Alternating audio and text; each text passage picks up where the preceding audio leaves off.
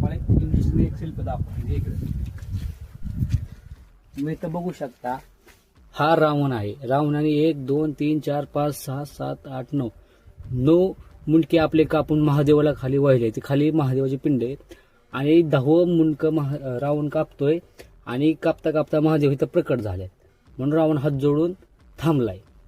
तुम्ही नीट बघू शकता, एकदम बारीक इथं हात येतं, ही तलवार या, त्रिशूळ या, महादेवा, ही 9 मुंडके आहेत रावणाचे आणि महादेवाची पिंड या.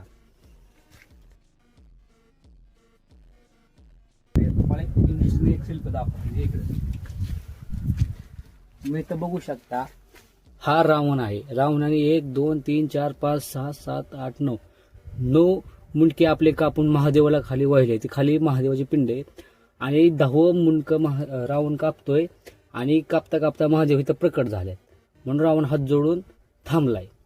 तुम्ही नीट बघू शकता, एकदम बारीक इथं हात येतं, ही तलवार या, त्रिशूळ या, महादेवा, ही 9 मुंडके आहेत रावणाचे आणि महादेवाची पिंड या.